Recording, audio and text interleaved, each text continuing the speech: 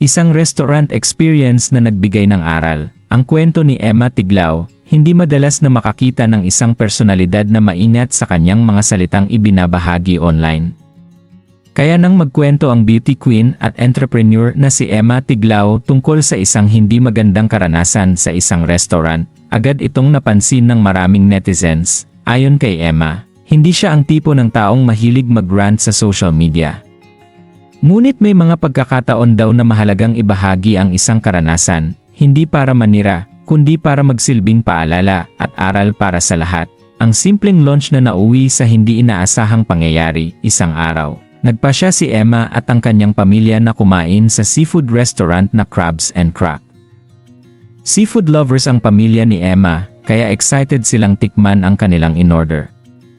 Pinili nila ang Bundle A at Bundle B, na may iba't ibang sauce flavors, chili garlic, cajun, at butter garlic. Sa kanilang isip, ito ay magiging isang masayang lunch kasama ang pamilya, puno ng kwentuhan at masarap na pagkain.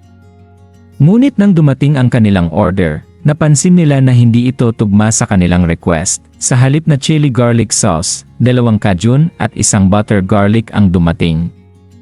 Mahagalang na ipinaalam ni Emma at ng kanyang pamilya ang pagkakamali sa staff.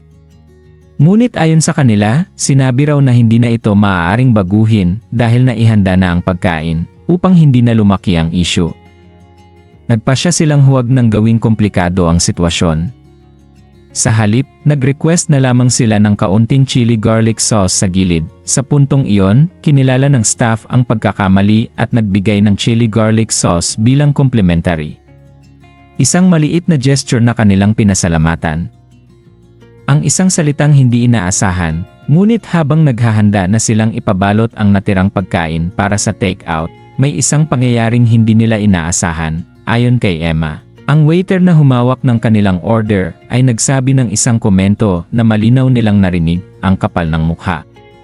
Sa sandaling iyon, sinabi ni Emma na biglang bumilis ang tibok ng kanyang puso at nanlamig ang kanyang mga kamay. Hindi siya sanay sa komprontasyon, ngunit para sa kanya, may isang bagay na hindi dapat mawala sa kahit anong sitwasyon. Ang respeto. Bilang isang negosyante, bukod sa pagiging beauty queen, si Emma ay isa ring business owner. Kaya alam niya kung gaano kahalaga ang customer service sa anumang negosyo.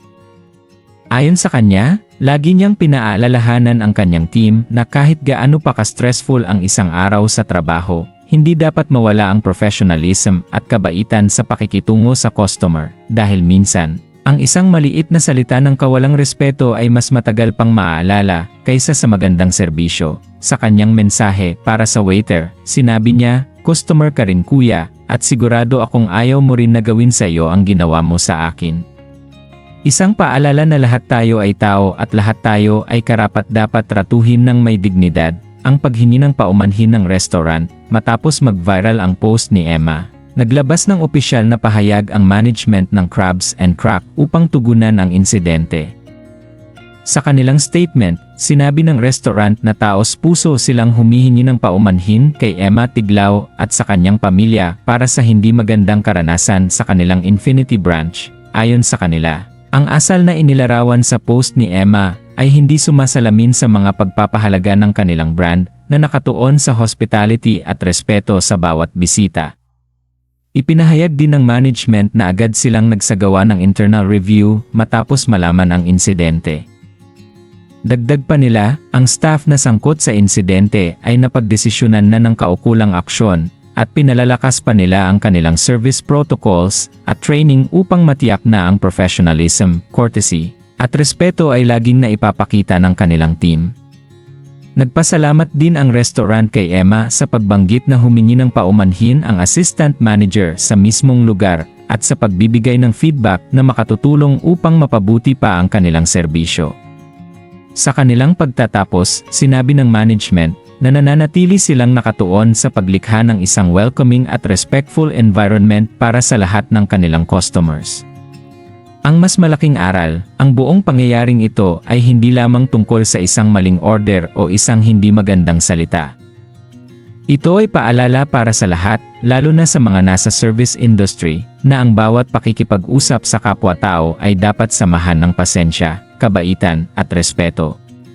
Dahil sa huli, hindi lamang pagkain o serbisyo ang naalala ng mga customer.